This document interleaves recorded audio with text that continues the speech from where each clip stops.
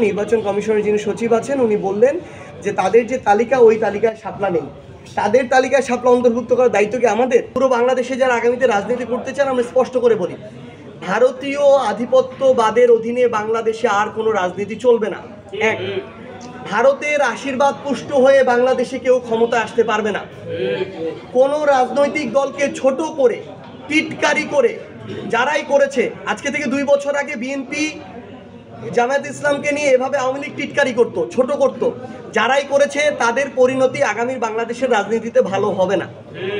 আমরা স্পষ্ট করে আরও কিছু জিনিস আপনাদেরকে শুধু বলে দেই যে আগামীতে এই বাংলাদেশে যারা 24-এর অভ্যুত্থানে হাজারের অধিক মানুষকে খুন করেছে, সেই ফ্যাসিস্টদের অংশগ্রহণে আগামীর বাংলাদেশের কোনো নির্বাচনে আগামীতে আর অংশগ্রহণ করতে পারবে না। আমরা ওই প্রক্রিয়ার দিকে যাচ্ছি যে এখন তাদের কার্যক্রম নিষিদ্ধ হয়েছে, বিচারিক প্রক্রিয়ায় আওয়ামী লীগ দল হিসেবে তাদের বিচার হবে এবং দল হিসেবে তাদেরকে নিষিদ্ধ হতে হবে। বাংলাদেশে না, পৃথিবীর কোনো জায়গায় ফ্যাসিস্টের বিরুদ্ধে লড়াইকারী, বিপ্লবের সাথে যারা লড়াই করেছে, যারা গণ অভ্যুত্থানে লড়াই করেছে, ছাত্র জনতা, তারা এবং ফ্যাসিস্ট একসাথে কোনোদিন কোনো দেশের রাজনৈতিক কাঠামোতে কাজ করতে পারে না। হয় তারা থাকে, না হয় যারা অভ্যুত্থানের পক্ষে ছিল তারা থাকে। বাংলাদেশের ছাত্র জনতা ওই 5ই অগাস্টেই তাদের চ্যাপ্টার ক্লোজ করে দিয়েছে।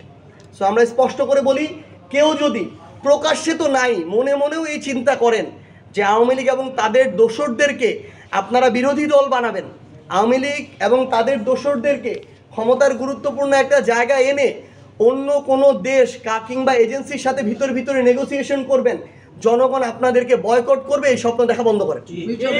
তো আমাদের জায়গা থেকে এনসিপির স্পষ্ট অবস্থান, আমরা আগামী নির্বাচন ফেব্রুয়ারিতে হলে আমাদের সমস্যা নেই, কিন্তু আমরা তার আগে এই দৃশ্যমান বিচারটি দেখতে চাই। আমরা জুলাই সনদের মাধ্যমে এই একটি গণপরিষদ নির্বাচন চাই এবং যার মাধ্যমে আমাদের যে মৌলিক সংস্কারগুলো এগুলোর আমরা বাস্তবায়ন দেখতে পাবো।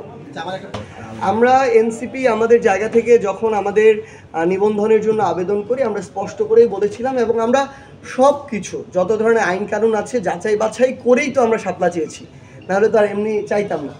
তো চাওয়ার পরে আমরা খুব স্বাভাবিকভাবে সকল ধরনের যে প্রক্রিয়া ছিল তারা সম্পন্ন করেছে এবং এই সকল প্রক্রিয়া আমরা বাছাইগুলোতে উত্তীর্ণ হয়ে গিয়েছি। তো দেখেন, এখন গতকালকে দেখলাম আমরা নির্বাচন কমিশনের যিনি সচিব আছেন উনি বললেন যে তাদের যে তালিকা ওই তালিকায় শাপলা নেই, তাদের তালিকায় শাপলা অন্তর্ভুক্ত করার দায়িত্ব কি আমাদের? তারা ওইখানে কেন চাকরি করছে? এই দায়িত্ব তো তাদের ছিল। তারা এটা আমাদেরকে যুক্তি দিতে পারে যে আইনগতভাবে শাপলা পাওয়ার কোনো গ্রাউন্ড আমাদের নেই, এই কারণে আমরা পাবো না, কিন্তু এটা বলতে পারে না যে ওই তালিকায় তারা এই শাপলাটা নেই। আমরা যখন আবেদন করেছি তখনই তো আমরা বলেছি, তাহলে এটা তো তাদেরকে ইনক্লুড করার এই দায়িত্বটা তাদের ছিল। সো আইনগতভাবে যেহেতু এখানে কোনো বাধা নেই এবং অনেকে বলছে প্রতীকটার সাথে মিলে যায়, শাপলা প্রতীক না, প্রতীকের একটা অংশ, সেখানে আমরা বলেছি তারকা আছে, ধানের শীষ আছে।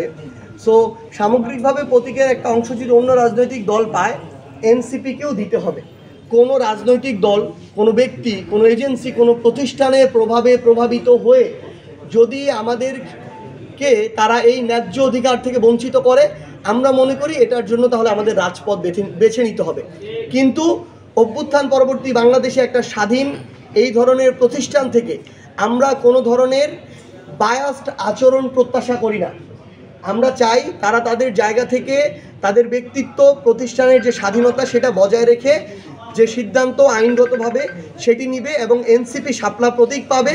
শাপলা প্রতীকে এনসিপি আগামীর যে ইলেকশন সেই ইলেকশনে অংশগ্রহণ করবে। কোটা সংস্কার আন্দোলন 2018 থেকে উঠে আসা, নূর ভাই নেতৃত্ব দিচ্ছেন আহ্বায়ক হিসেবে, তারও একটা বিশাল লড়াই সংগ্রাম রয়েছে এবং আমরা চাই যে আমরা যারা একই চিন্তা ভাবনার, একই পন্থার আদর্শের রাজনৈতিক দলগুলো রয়েছে আমরা ঐক্যবদ্ধ হতে, কারণ বাংলাদেশের মানুষ আমাদের ঐক্যবদ্ধভাবে দেখতে চায়। বাংলাদেশের মানুষ তখন আস্থাটা পাবে যখন আমরা একসাথে কাজ করব, একসাথে আবার লড়াইটা করব। ওই আস্থা অভ্যুত্থানে পেয়েছিল কারণ আমরা এক হয়ে লড়াই করেছিলাম। সো আমরা মনে করি যে বাংলাদেশের মানুষ আমাদেরকে এক হয়ে দেখতে চায়। এ বিষয়ে আমাদের আলোচনা চলছে, এখনও সিদ্ধান্তে পৌঁছায়নি, পজিটিভ আলোচনা চলছে। আমরা আশা করি যে দেশ এবং জনগণের স্বার্থে আমরা এই আলোচনার একটা সম্মানজনক সমাধানে পৌঁছাতে পারবো এবং একসাথে আমরা আগামীর বাংলাদেশে জনগণের প্রতিনিধিত্ব করতে পারবো।